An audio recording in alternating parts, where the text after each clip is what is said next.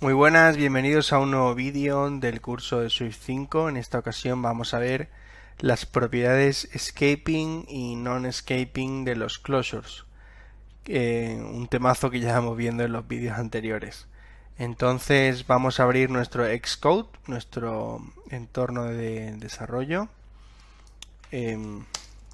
Xcode, File, New, Playground. La plantilla vacía de iOS. Ponemos closures non. Bueno, vamos a poner escaping. Vale, pues ya está. Ya estaría. Vale, en primer lugar, vamos a introducir la idea de closures non-escaping y escaping. Por Dios, de verdad, non-escaping y escaping. Muy bien, si recordáis un closure, por ejemplo, let función closure, vamos a decir que es abro contexto, recibo un int y doy un int, ¿vale? Aquí les decimos que número es igual a int en, y aquí ya pongo return. Bueno, vamos a hacerlo como string, ¿vale? Devolvemos un string. El número introducido es, y metemos el string literal que se obtiene de el número introducido, ¿vale? Entonces esto es una función closure. Todos los closures, ¿vale? A menos que se indique lo contrario, ¿vale? Al menos que se indique lo contrario, son escaping. Esto significa que en el contexto en el que estamos, una vez ejecutado el closure, no se almacena en ningún sitio y se pierde. Y vamos a poner un ejemplo cualquiera. Por ejemplo, siguiendo la línea de las actuaciones de antes,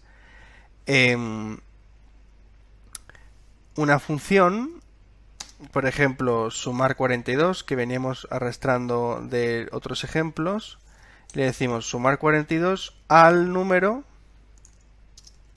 de tipo int y le decimos, mira, de aquí vas a sacar print el resultado es, y aquí como os decía, número más 42. Hacemos el casteo de la variable número y le sumamos 42. Vale, si ahora llamamos a la función sumar 42, o sea, no hace falta hacer un print porque ya la tenemos en el sumar 42. Sumar 42 es, y le metemos número, o sea, si me decís tú 8, pues si le doy a compilar el código, encontraremos que el resultado es 50. Vale, pues vamos a utilizar esta función sumar 42.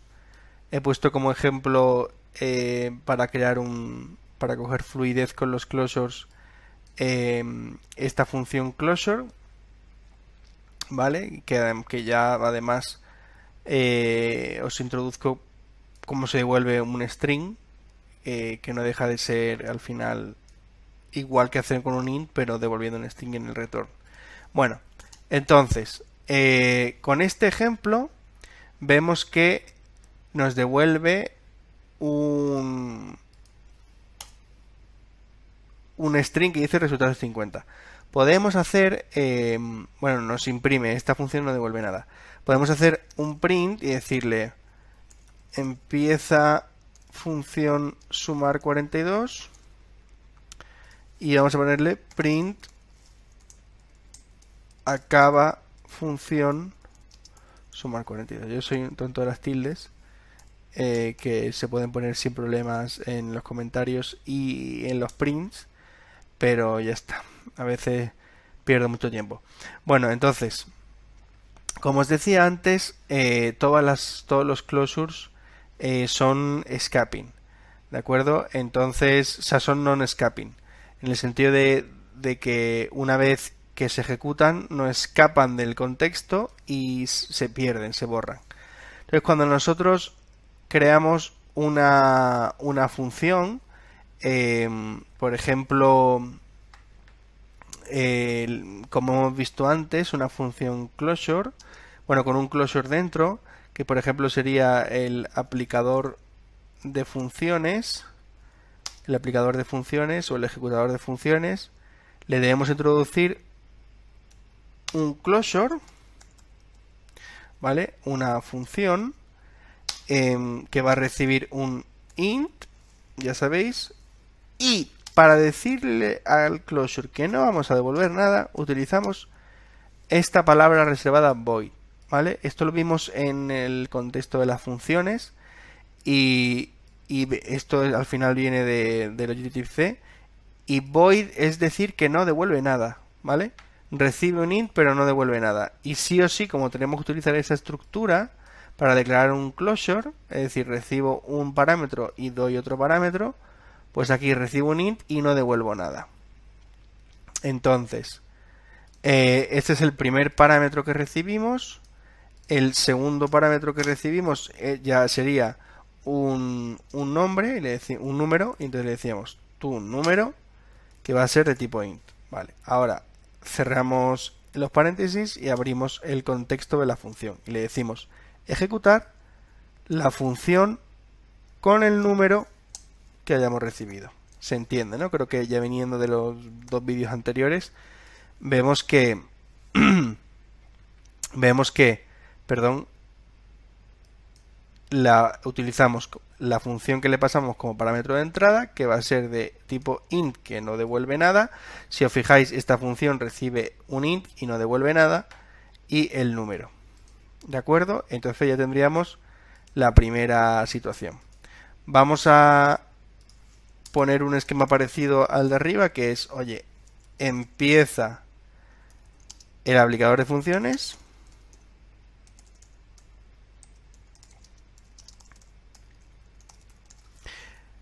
Llamamos al aplicador de funciones y le pasamos sumar 42.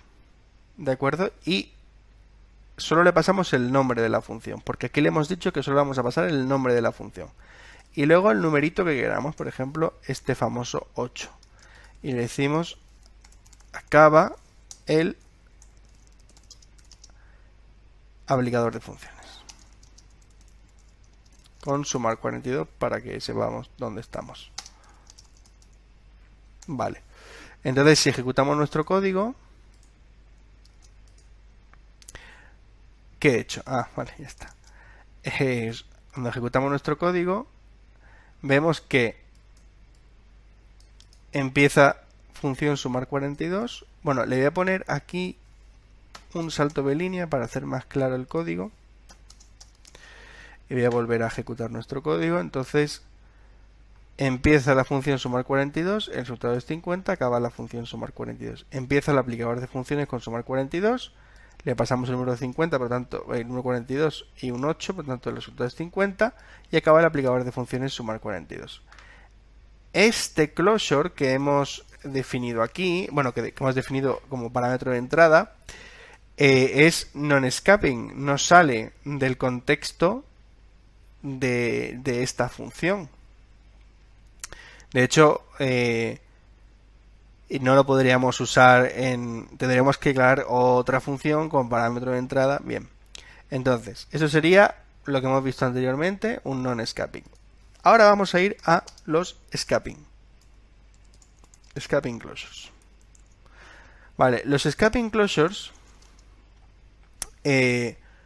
hay que hacerlos declarando que son escaping, porque si no, no vale. Entonces, vamos a ver un ejemplo un poquito más complicado, donde tenemos que introducir la palabra escaping junto al closure para declarar que podemos usar ese closure más allá de donde está definido. Porque si no pusiéramos la palabra reservada escaping, no podríamos hacerlo. Entonces, vamos a crear una función que ejecuta un closure cada 5 segundos o después de 5 segundos mediante una tarea asíncrona. Rápidamente, una tarea asíncrona, en resumidas cuentas por el momento, es una tarea que se ejecuta pasado un tiempo o durante un tiempo y no depende de la ejecución global, ¿vale? Entonces, por ejemplo, en un ejemplo muy burdo, si yo tengo un supermercado y lo abro de 9 a 9, pues imaginemos que todo mi código y mi contexto global es un supermercado abierto de 9 a 9. Todo lo que pase dentro de las compras que pasen dentro del supermercado entre las 9 y las 9 son compras asíncronas. Es decir, puede venir alguien y estar 5 minutos, estar media hora, estar 2 horas, estar 4 horas, ya sería mucho. Y esas son tareas asíncronas. Entonces, nuestro código, el supermercado sería todo esto. Y la tarea asíncrona sería una tarea que se ejecute dentro de nuestro código, aun cuando el código ya haya acabado su ejecución. De hecho, la ejecución de este código se habrá terminado y la tarea asíncrona, que saltará a los 5 segundos, saltará después del término de ejecución. Y ahí veremos la utilidad del closure, escaping. Entonces vamos a crear una función que ejecute una tarea en background, ¿vale? Ejecutar tarea en background. Y le vamos a introducir igualmente, ¿vale? Este sería nuestro esquema de función normal y corriente. Le vamos a introducir como primer parámetro de entrada una función de tipo closure. Le vamos a decir que es escaping con una arroba escaping. Será de tipo int. Devolverá nada porque son los ejemplos que estamos trabajando. El segundo parámetro será with, ya sabéis, parámetro etiquetado, with el número que se va a ser de tipo int. Abrimos el contexto de la función y como hemos dicho que es escaping, puedo utilizar este closure dentro, ¿vale? Entonces, le voy a decir dentro de otra función que está dentro, ¿vale? Entonces, mira, dispatch queue, que esta es la manera de crear tareas asíncronas, main.async after, ¿vale? After del deadline. El deadline es ahora, o sea, justo cuando se llegue a ese momento de ejecución, le decimos now. Y execute, bueno, sin execute, le diremos que se ejecute lo que está dentro de esta función más now más 5 segundos. ¿Vale? Y dentro de esta función que declaramos, le vamos a meter función con el número. Lo que acaba de pasar aquí, vale, now es una función que trae el momento actual, el segundo actual. Entonces, dice que no he metido bien la variable escaping. Pues fijaos que yo llevaba escribiéndola todo el rato bien y resulta que lo he puesto ahora mal, ¿vale? New escaping. Entonces, esta función lo que nos está diciendo es que este closure, que ya hemos visto antes cómo se creaba, es escaping y por lo tanto lo puedo utilizar en otra función dentro de... O sea, si yo no hubiese puesto escaping aquí, yo no puedo hacer esto. Me va a decir que leches es función número. Dice, y me va a decir, oye, mira, si lo has declarado arriba, lo suyo es que lo pongas escaping para que yo pueda seguir trabajando. Entonces, como veis, con escaping logramos utilizar la función más allá de su declaración. Porque, o sea, mira, si yo quito, si yo pongo aquí, saco de aquí función número y lo pongo aquí, que sería lo mismo que hemos hecho antes, y le quito el escaping, esto sería correcto. ¿Vale? Porque sería lo mismo que hemos hecho aquí. Nada más declararlo, lo hemos usado. Pero ya en este contexto que es nuevo, que es asíncrono, no nos valdría. Ahora ya se quejaría de que, oye, ¿qué está pasando? ¿Vale? Entonces, creo que ha quedado claro. Ponemos aquí que es @escaping y que lo ejecutamos de manera en la cola, lo ponemos en la cola y le decimos reproducirlo después de ahora mismo más 5 segundos, es decir, dentro de 5 segundos. Vale, pues cerramos y cerramos. Y ahora aquí copiamos esto mismo y le decimos empieza el aplicador en background con sumar 42, es decirle que acaba, y le decimos ejecutar tarea en background con la función sumar 42, solamente el nombre y con el número 8. Vais a ver cómo va a aparecer esto mismo y 5 segundos más tarde el resultado de la función ejecutar tarea en background. Pues ejecutamos nuestro código.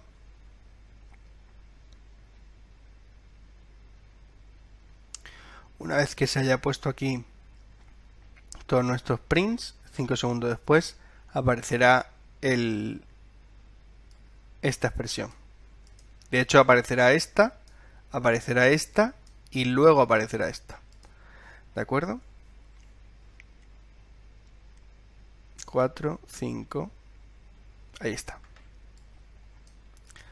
¿Se ha entendido? Lo voy a ejecutar de nuevo, ¿vale? Una vez que aparezca esto, contamos 5 segundos. Vamos a parar el ahora. Ahora, 1, 2, 3, 4, 5. Aquí está. Mis segundos no son exactos, los míos contando, pero el ordenador lo es. Entonces, ¿veis que se ejecuta este print y 5 segundos más tarde, now más 5 segundos, se ejecuta esto? Entonces, como veis, qué importante, qué útil es utilizar la variable, o sea, un closure escaping, porque permite utilizar esta función más allá del contexto. El contexto de este closure es, en general, todo el func, pero esta declaración de tarea asíncrona es otro contexto, obviamente. Cada función tiene su contexto. Entonces, una cosa de la que hay que tener mucho cuidado en general son las referencias circulares, que veremos en otra ocasión, y que no dejan de ser momentos en los que, como yo he creado un closure multicontexto, puedo perderme entre los contextos. Por eso es muy importante declarar bien las variables, que lo llevo diciendo casi todo el curso. Y es poner atención en la declaración de variables, que lo estamos haciendo bien, que es del tipo correcto y que va a tener las funciones correctas y que va a tener el valor correcto, y si va a cambiar de valor pues lo pongo variable y si no lo pongo let. Todas estas cosas nos lo va a ir advirtiendo el compilador y por tanto podemos sufrir algo, pero no vamos a sufrir tanto porque el compilador nos lo va diciendo. Pero en otro lenguaje no es así y el mantra de hay que tener cuidado con la declaración de variables vale para todos. Pues nada, espero que os haya servido esto y vamos al siguiente vídeo.